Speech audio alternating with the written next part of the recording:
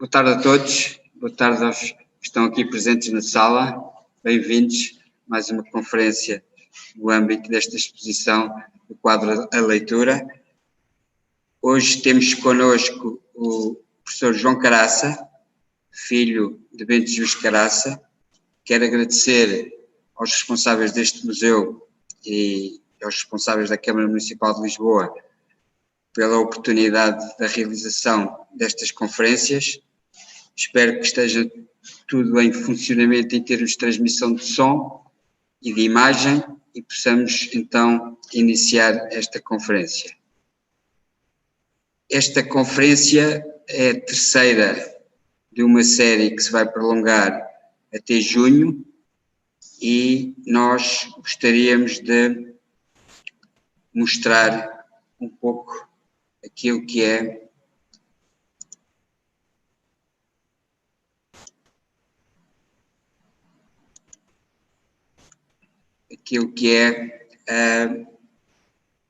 o intuito desta conferência neste dia sobre a relação de amizade entre Francisco Polido Valente e Bento Jesus Caraça.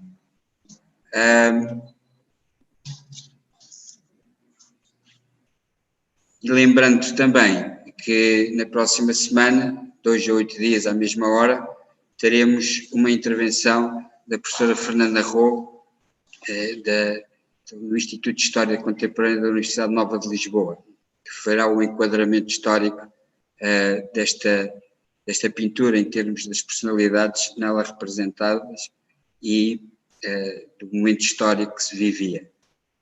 Hoje a nossa atenção vai recair sobre Bento Jesus Caraça, personalidade que de facto se cruzou com Polido Valente. E eu, para mostrar que de facto, apesar de não estar representado nesta pintura de Abel Manta, ele era frequente na tertúlia, fui buscar umas palavras registadas na Seara Nova, no evento, na celebração dos 20 anos da morte de Bento Jesus Caraça, em que Abel Manta dizia: o Bento não era dos mais assíduos, a esta hora ocupado sempre com as suas tarefas do professorado, mas o que tinha mais graça é que a sua presença era para alguns um pouco importuna, e tinham razão, porque já se sabia que, estando o Bento presente, mestre Polido queria que os tertulianos tivessem muita saúde, e toca a encostarem-se os dois no vão da janela, e é isso que davam indiferentes ao resto dos parceiros. Se não lhes dava, quando o palatório os incomodava, para se escaparem no gabinete do Dr. Azevedo Gomes, que ele deixava sempre aberto. De facto, depois, na continuidade deste texto, é visível a ligação entre Polido Valente e Bento Jesus Caraça ao nível do conhecimento científico que Polido Valente ia buscar a Bento Jesus Caraça e que ele muito acautelava em termos da influência e da importância que tinha para os seus estudos. Portanto, eu estava dizendo que o local onde as pessoas se reuniam era o número 61 da Rua Garrete, e neste mesmo texto de Abel Manta existe uma última frase bastante interessante em termos da localização dos encontros. E diz ele: quem amou, quem admirou estas excelsas figuras, se olhar aquele primeiro andar alvejeado, repare, a entrada está sempre cheia de flores. E ainda hoje existe naquele espaço uma florista. Outro apontamento que eu quis trazer hoje foi recolhido no espólio de Manuel Mendes, que está a cargo da Fundação Mário Soares. Num determinado dia, 18 de abril de 54, aparece este registro. Se fosse vivo, teria feito hoje 53 anos, o Bento Caraça. A Cândida saiu de Lisboa com o pequeno. Está aqui ao meu lado. Fui passar um pedaço da tarde com o Polido. Nem uma palavra sobre o nosso amigo, mas ele sabia bem porque é que eu ali estava. É interessante esta ligação que os juntava e a cumplicidade que eles tinham. Um outro aspecto da ligação entre Polido Valente e Bento Jesus Caraça, posso dizer, fui buscar também uma edição da Fundação Polivalente, em conjunto com o Instituto de História Contemporânea e com a Fundação Mário Soares, com base no movimento cívico Não Apaguem a Memória, que lista todas as personalidades que foram afastadas da universidade no tempo do Estado Novo. E, de facto, o ano de 47 foi terrível, e o ano de 46 foi o ano em que Bento Jus Caraça e Mário de Azevedo Gomes foram também expulsos da universidade. Finalmente, queria deixar, antes de passar a palavra ao meu colega de mesa, o professor João Caraça, fazendo a introdução biográfica do orador, deixo-vos aqui este texto, que é do Armindo Rodrigues, que também se refere a Bento Jus Caraça. Mas, portanto, eu vou passar a palavra ao professor João Caraça, dizendo que ele é doutorado em Física Nuclear pela Universidade de Oxford e agregado em Física na Universidade de Lisboa.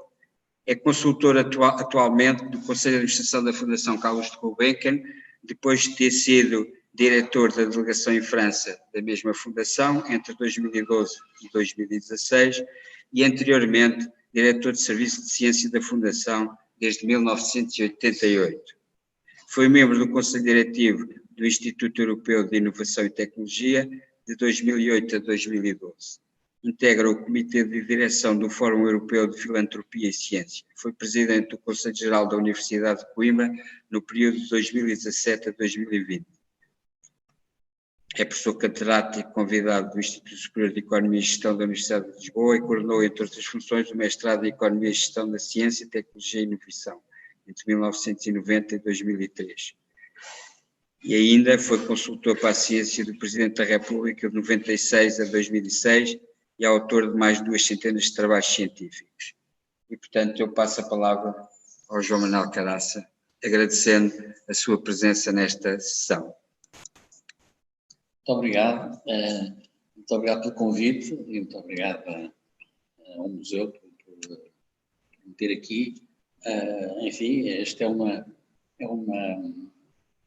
conferência num ciclo que eu penso que é muito importante porque se refere a uma atividade, neste caso a uma tertúlia de grande qualidade, com pessoas de muito boa formação e com, digamos, um perfil social, democrático, magnífico. E, portanto, essa tertúlia reunia-se no consultório do professor Polivalente, ao fim da tarde, e, digamos, o núcleo duro dessa tertúlia foi, enfim, pintado aqui para o futuro do pintor Abel Manta, que também fazia parte, por isso é que ele aparece ali naquela linha do quadro. O meu pai não aparece ali porque, entretanto, ele tinha falecido em 1948, o quadro foi pintado em 55. Mas ele, como lhe disse, ele ia bastantes vezes ao consultório do professor Polivalente e, enfim, dava-se com ele muito mais do que isso e tinham conversas prolongadas, tinham uma grande empatia, uma grande cumplicidade, naturalmente, do ponto de vista de uma amizade indestrutível,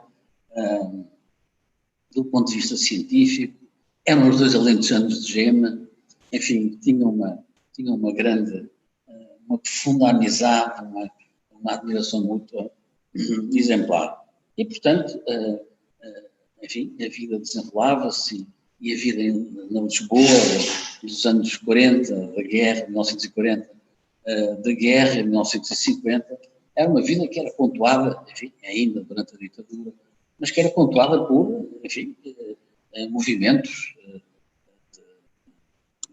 de revolta, hipóteses, como sabem, de eleições livres que nunca chegou a haver, movimentos, etc. E em todas essas atividades, quer o meu pai, quer o professor Polivalente estavam juntos. E por isso é que houve tanta tanta complicidade entre eles, que se alargou, eu devo dizer que se aprofundou, pelo menos é a minha perspectiva. Eu nasci, enfim, poucos anos antes do meu pai falecer, portanto não tive muita oportunidade de estar com ele, digamos, completamente consciente.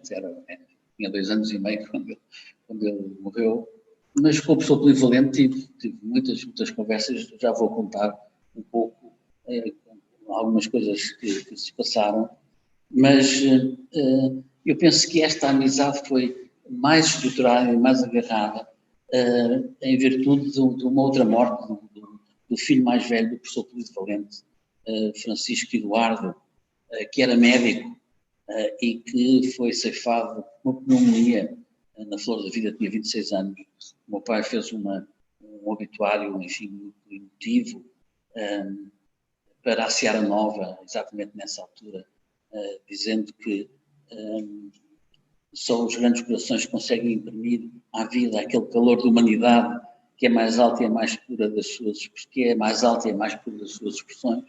Portanto, o que denotava uma ligação com certeza muito forte. Além disso,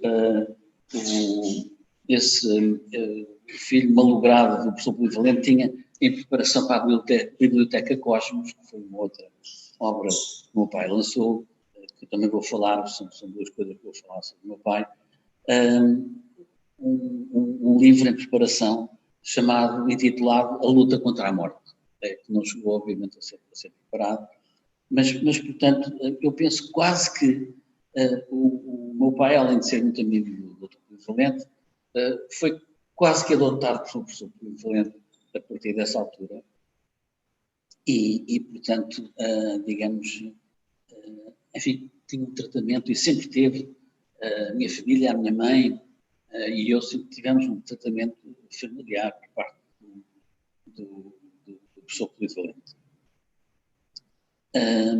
E isso, digamos, deixou-nos marcas profundas, como é natural. Eu lembro-me de visitar o polivalente, ao princípio ia com a minha mãe, depois a partir dos 10, 11 anos passei a ir sozinho e a visitá-lo aos domingos, uma vez por mês, talvez às vezes 2 vezes por mês. Domingo de manhã, ia para o escritório dele, conversávamos, estávamos ali um bocadinho, ele conversava comigo, perguntava umas coisas, punha um disco, uma ópera, uma música clássica sempre, não é? E conversava e tal, eu estava lá um bocadinho, depois vinha embora, ele muitas vezes dava uma semana.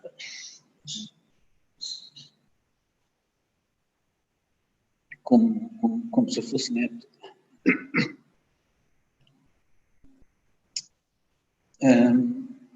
Ora bem, mas então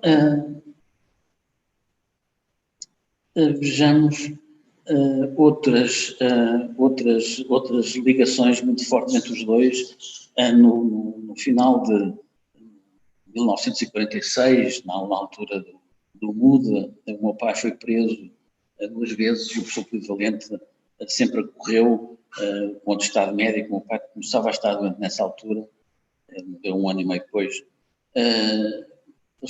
Passava de estados médicos para o livrar das condições da prisão. Uma vez teve 5 dias incomunicável, outra vez foi, digamos, entrou e saiu do PIDE. Portanto, durante 1948 ele assistiu a toda a doença, a parte terminal. Enfim,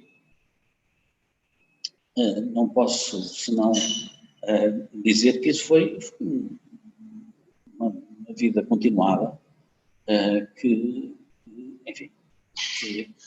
da qual eu também, com certeza, muito beneficiado.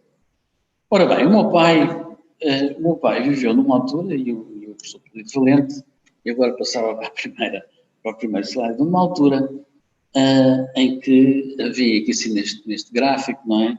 Que vai desde, digamos, 1870 até a atualidade, 2005, e que representa o valor do PIB per capita, o rendimento per capita de um português face a uma mistura de outros cidadãos de países desenvolvidos.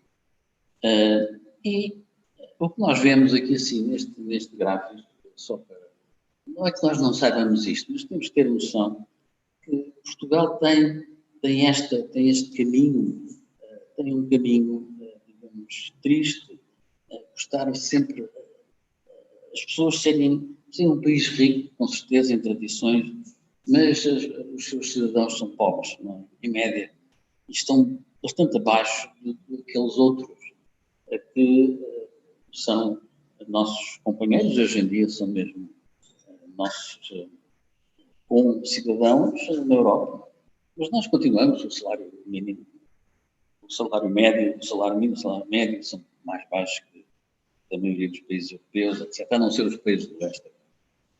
Mas, portanto, este é uma, digamos aqui, uma constante de, digamos, de 120 anos, 130 anos. Houve aqui, assim, uma ligeira tomada de valor naqueles anos à volta de 25 de Abril, um bocadinho antes, e depois com a entrada na Europa, mas nós sabemos que não nos temos aproximado. Portanto, este é o pano de fundo, um país pobre, e era um país pobre e atrasado, e isso, de nada nenhuma, marcou muito a personalidade das pessoas que tiveram uma vida ativa, uma vida adulta ativa e empenhada durante os anos, a primeira metade do século XX e mesmo até aos anos 60. Ora bem, esta é a primeira fotografia conhecida do meu pai. Ele está sentado ali assim, do lado esquerdo, é o mais pequenino. Esta fotografia é uma fotografia de 1905, mais ou menos. Portanto, o meu pai devia ter 4 anos ali. 4.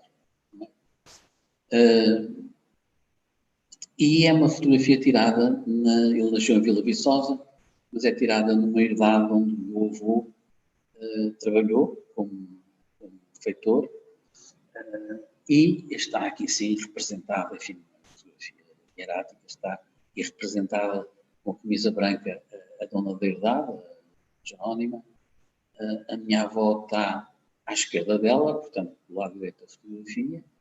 Depois sentado está o meu pai à esquerda, no meio está um tio meu e depois uma tia minha, as 3 crianças que lá estão, e o meu avô está lá atrás com um chapéu na cabeça.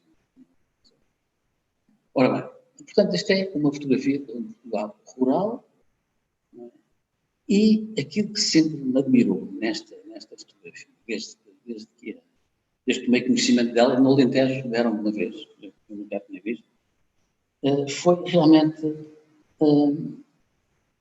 enfim, a uniformidade.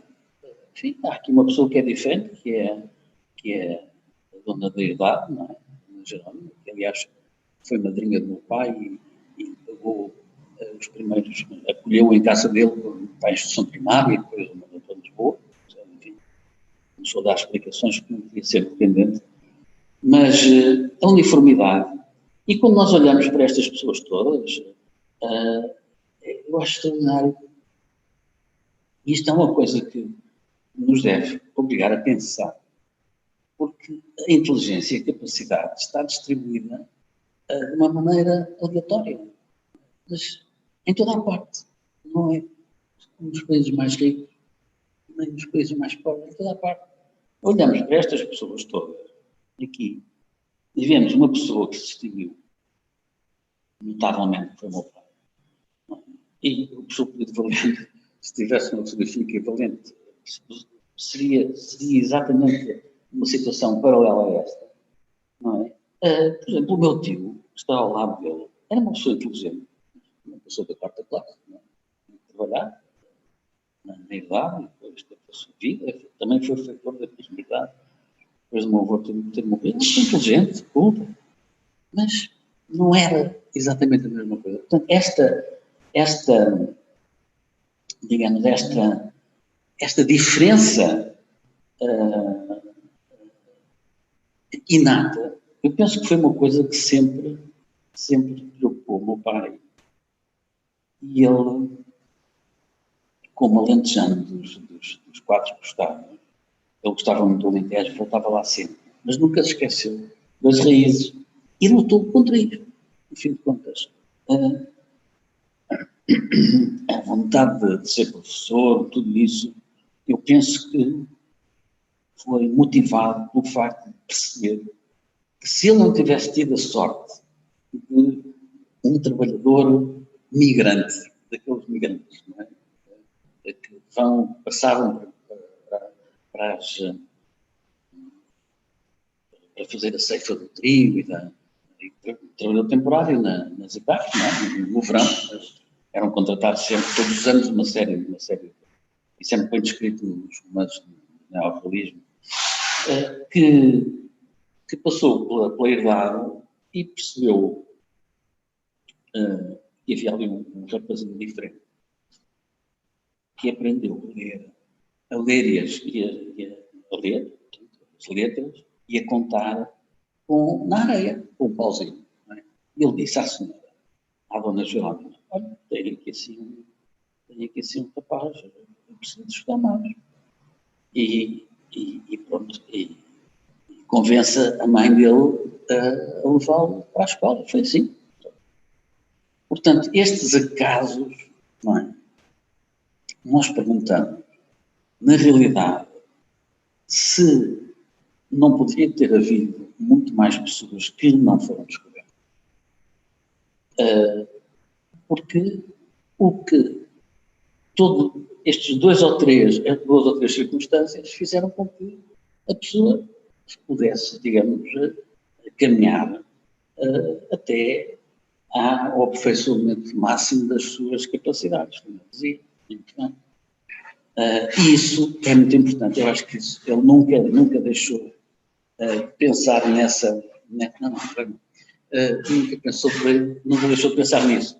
Além disso, há aqui um outro fator que eu gosto de ver, gosto muito de olhar para esta fotografia, porque eles estão todos sentados aqui a olhar para onde?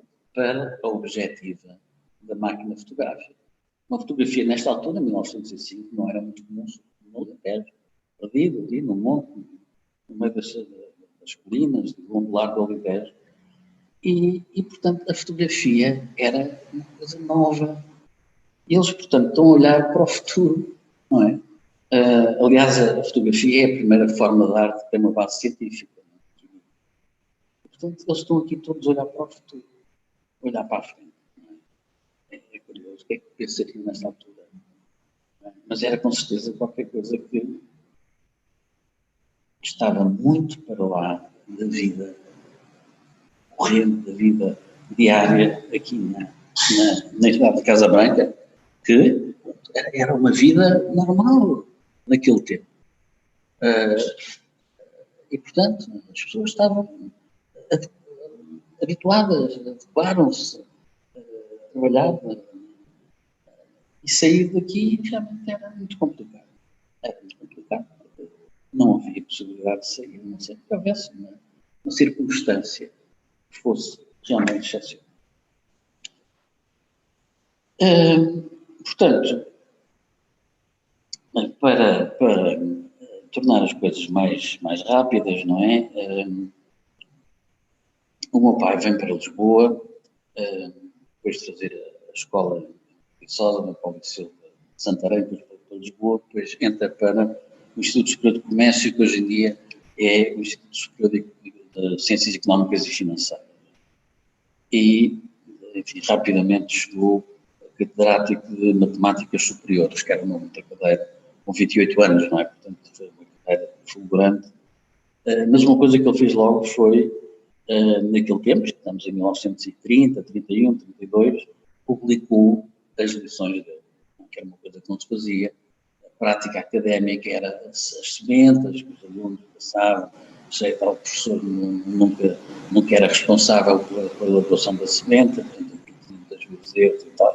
Mas ele publicou as lições e começou logo, digamos, a interessar-se por atividades viradas para o ensino a aprendizagem, para a cultura, através da participação na Universidade Popular Portuguesa. E fez uma série de conferências muito importantes e que deixaram marca. Algumas delas, uma que ficou muito célebre, que foi, o título era A Cultura Integral do Indivíduo, Problema Central do Nosso Tempo. Foi uma conferência que depois foi publicada e que influenciou toda uma geração de jovens universitários e estudantes, quase que os preparou para a tomada do poder, se tivesse havido eleições livres na altura do MUD, em 1945.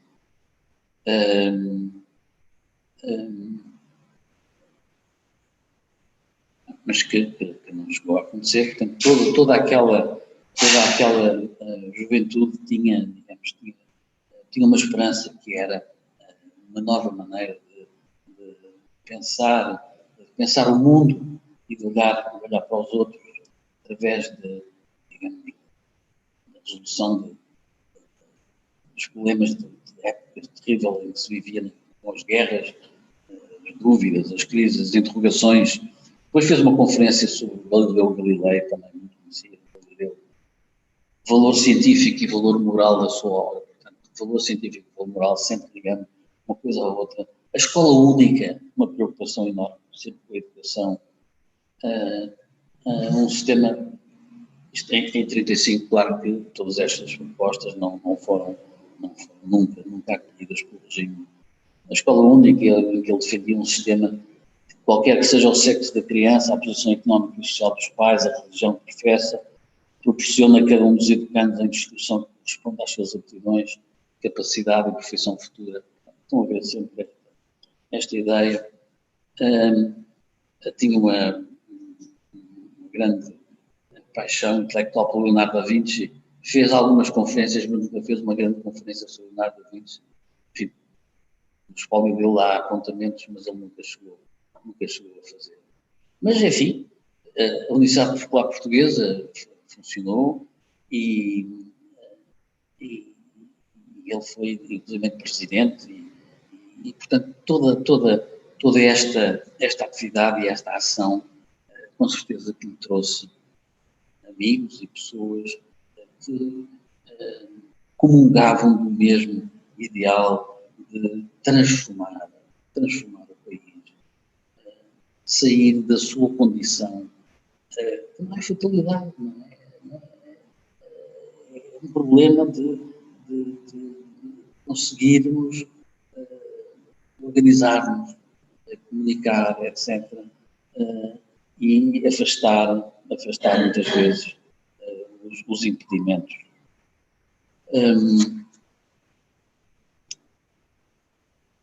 A Biblioteca Cosmos. A Biblioteca Cosmos foi realmente uma grande iniciativa. Foi talvez a maior iniciativa de divulgação da ciência, do conhecimento e da cultura que se realizou no século XX. Foram publicados 145 números, 114 títulos, portanto 145 números, desde junho de 41 até à sua morte em 48, cerca de 2 volumes por mês, no momento da guerra, com censura, e teve uma circulação total de cerca de 800 mil volumes. Portanto, tudo isto se passava, as pessoas eram assinantes, liam os livros avidamente. A Biblioteca Cosmos correspondeu integralmente àquilo que o meu pai punha como a questão central da sua geração, que era: é preciso despertar a alma coletiva das massas. A Biblioteca Cosmos era como que uma universidade popular de bolso. E era fundamental para dar dignidade às pessoas. Em 1940, havia em Portugal 50% de analfabetos. A mortalidade infantil era de 10%. Na população ativa havia 50% de agricultores. E nas universidades todas, que eram 4 só na altura, havia 6.500 estudantes. Portanto, era um país muito, muito diferente. Realmente estamos diferentes. Estamos melhores nas coisas, piores noutras. Mas, enfim, não há dúvida nenhuma que era uma época de combate. E ele, o professor polivalente, professor catedrático de medicina, também dos hospitais, todas essas pessoas tinham uma ação empenhada e viva. Por exemplo, um dos livros que foi publicado pela primeira vez em Portugal pela Biblioteca Cosmos foi O Quadro dos Progressos do Espírito Humano de Condorcet. Que é um dos livros onde está explicitada completamente a ideia de que é preciso e que é possível o aperfeiçoamento infinito da espécie humana. E que o progresso das ciências assegura os progressos da arte de educar e estas aceleram os progressos das ciências. Bom, a educação era o mecanismo de aperfeiçoamento dos seres humanos, não há limite para as nossas esperanças. Então, isto está publicado na Cosmos, como também uma série de outros livros fantásticos. O Sr. Tom Keynes, no País das Maravilhas, que era um livro de divulgação científica, mas em português também, a primeira tradução em português, que falava da teoria da relatividade, depois falava da teoria dos quantos. Um outro livro que eu, em pequenino, olhei para o título e fiquei curiosíssimo, que se chamava Os 100.000 Porquês. Uma viagem à volta da casa. Os 100.000 Porquês. E era a explicação de todas as coisas que funcionavam numa casa. Enfim, e depois vários outros livros, Problemas do nosso tempo, Ciência, etc. Os três livros fundamentais do Renascimento, O Elogio da Loucura, do Erasmo, O Príncipe de Maquiavel, A Utopia de Thomas More. Todos estes livros, estes três livros, foram traduzidos para minha madrinha, Berta Mendes, e com o prefácio de Manuel Mendes, que é um dos participantes aqui nesta tertúlia, que está aqui, quase por cima do professor Pedro Moreno, cabelo escuro comigo. Manuel Mendes era o meu padrinho, e foi pela mão do meu padrinho que eu fui ao consultório, muitas vezes ao consultório do professor Pedro Moreno. Enfim, já não havia tantos membros da tertúlia, porque entretanto eu tinha talvez, não sei, 10 anos, 15 anos, mas fui. Lá fui. Foi para a Cosmos também que o meu pai escreveu um livro fundamental, Os Conceitos Fundamentais da Matemática, que era um paradigma dos livros. Portanto, toda a vida, o meu pai foi dedicado à transmissão do conhecimento e à cultura para todos. Foi demitido, claro, do regime do Estado Novo, enfim, se abalou muito, demitido do cargo de professor catedrático, se abalou muito, talvez eu tenha feito falecer mais cedo.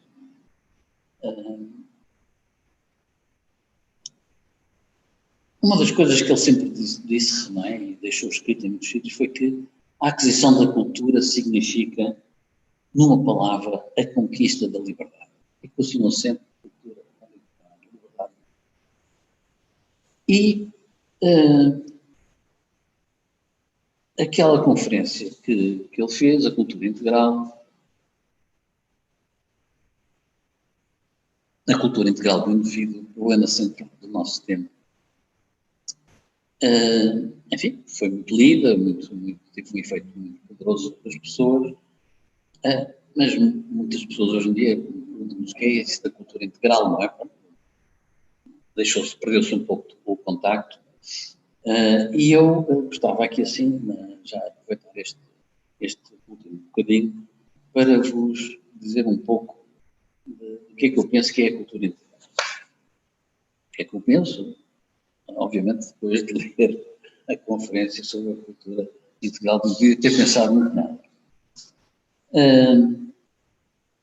Bento José afirma que A longa história da humanidade tem consistido numa gigantesca luta trágica e sangrenta entre o individual e o coletivo, portanto, dois princípios sempre, em que transparece um domínio quase permanente do individual, as castas, formadas por alguns indivíduos que se apoderam da direção dos destinos da comunidade, sobre o coletivo que só de longe em longe estremece, num triunfo efêmero, para logo cair sob um jugo semelhante ao anterior, pela sua incapacidade de se reconhecer e dirigir. O que é importante aqui é esta frase final.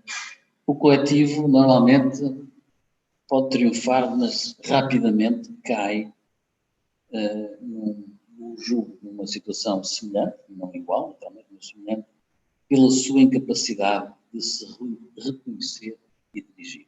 Muito importante, reconhecer e dirigir.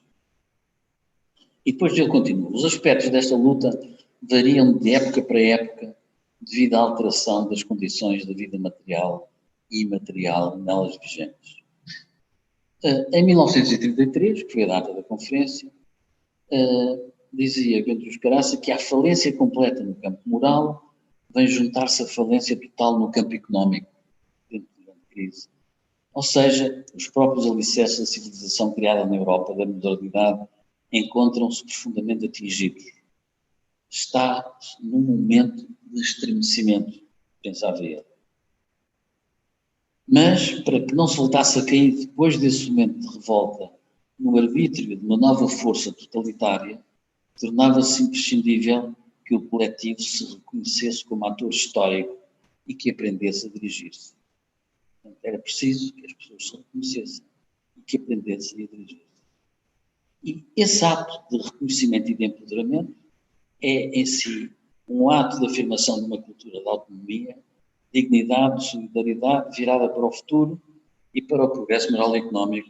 É exatamente uma cultura integral. E ele depois define o homem culto com 3 princípios.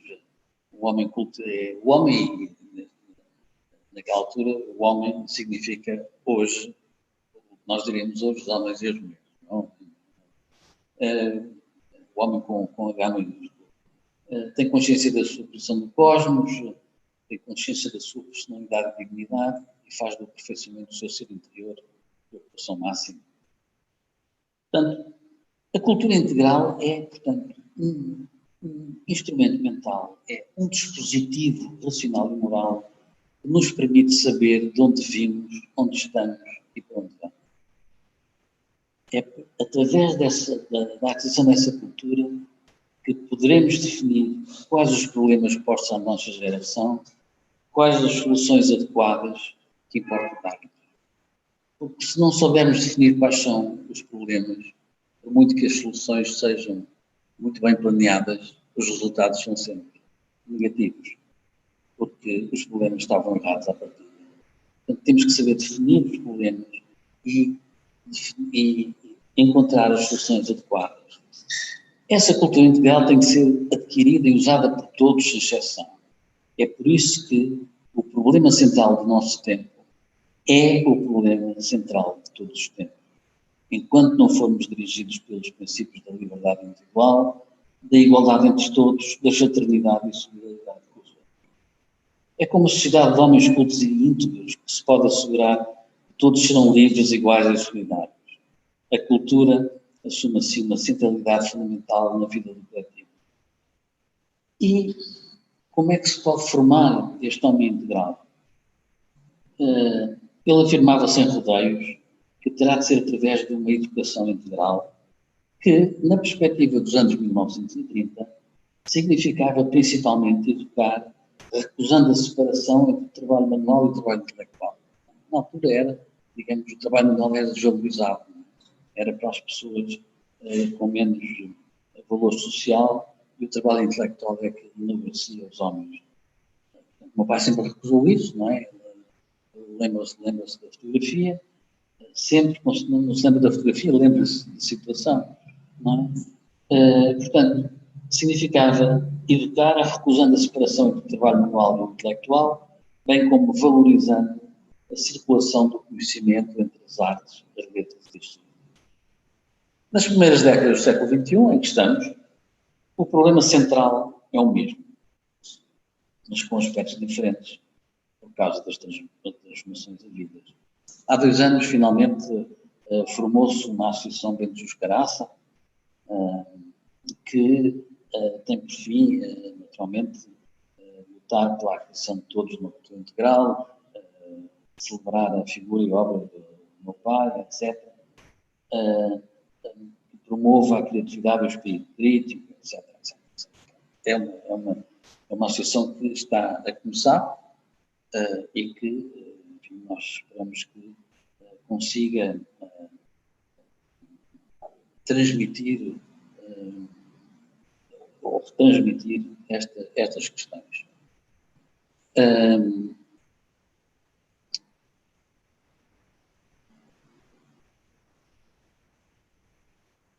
Há aqui uma frase que eu ainda, uma frase dele que eu vou ler, que para adquirir uma cultura integral e depois aplicá-la, exige uma atenção ao máximo das capacidades e das energias, um apetrechamento intelectual sem a qual não se pode ser em nada um bom obreiro. A primeira condição para que isso seja possível é que o homem tenha confiança em si próprio, no seu poder de trabalhar, construir e organizar. Que, olhando para trás e fazendo o balanço das coisas adquiridas, possa, no exame desses resultados, colher elementos que lhe permitam entrar com ardor novo na tarefa nova. Há, em suma, que dar ao homem uma visão otimista de si próprio. O homem desiludido e pessimista é um ser inerte, sujeito a todas as renúncias, a todas as derrotas. E derrotas só existem aquelas que se aceitam. Fim de citação. Esta dedução à causa coletiva, à libertação das capacidades próprias, ao convívio fraterno dos outros, ao entendimento das grandes questões da nossa vida, constitui o essencial da ação de Bento Jus Caraça e da sua confiança nos seus semelhantes rumo ao futuro. E por isso, ele e os seus amigos partilhavam certamente, não tenho dúvida nenhuma, deste ideal. E era isso que os fazia, que lhes dava coesão. Era esta confiança rumo ao futuro. O futuro deles é a realidade de hoje. E é ao mesmo tempo melhor e pior do que eles a viveram. Mas isso mesmo mostra que o mundo, felizmente, mudou. E é isso que importa. Que enquanto formos vivos, pela nossa ação, o mundo esteja sempre a mudar, não parando nunca de se transformar. Porque isso é que é muito importante. O mundo tem que se transformar, tem que mudar. Porque se o mundo não muda, ficam os poderes estabelecidos em jogo, aproveitando-se naturalmente dos privilégios que conseguiram. E nada se passa a partir daí. Portanto, o mundo tem que mudar. E o futuro, não é? Que é aquilo que nós encontramos todos os dias, novo, é o futuro. É aquilo que nos dá esperança. Se não houvesse futuro, se não pensássemos no futuro, estávamos aqui todos pobres e afinhados a dizer é de mal a pior. É o futuro que nos dá esperança. E é isso exatamente que nós temos que pensar e fazer. E agora, ia pedir outra fotografia. Esta é a minha participação nesta história. Este é o meu pai comigo ao colo, em Amarante, quando eu tinha 1 ano. Fiz 1 ano em Amarante, fomos lá nas férias. Meu pai, minha mãe e eu. E esta é uma fotografia clássica, não é? A árvore atrás, as raízes, não é? O passado, e depois o presente e o futuro, que era eu. Bom, mas enfim, eu também agora já tenho uma certa idade. E agora posso tocar outra fotografia. E também, há uns anos, eu não vou dizer quantos, porque a minha não merece isso. Também ter uma fotografia igual, não é? Enfim, a árvore que eu consegui arranjar na altura, uma árvore de Natal, mas ali estou eu com ela ao colo, na mesma posição e com a mesma disposição. É o futuro realmente que nos mostra esperança. Se eu tivesse que dar o top 10 do meu pai, eu diria que o top 10, ou seja, as 10 coisas para ele que eram importantes, ou que o definiram. E vamos ver que aqui há uma partilha enorme com, enfim, com o patrono da Fundação, Francisco Valente. São a devoção à causa coletiva, a livre expressão do pensamento e o livre curso do espírito crítico, ou o aperfeiçoamento das capacidades próprias, ou convívio fraterno com os outros, ou entendimento das grandes questões da vida, a uma cultura da interrogação e da antecipação com vista ao futuro, a uma cultura da dignidade humana e a uma cultura integral. Porque, na realidade, o problema central, este é que é o problema central de todos os tempos. Saber pensar para poder agir. Obrigado.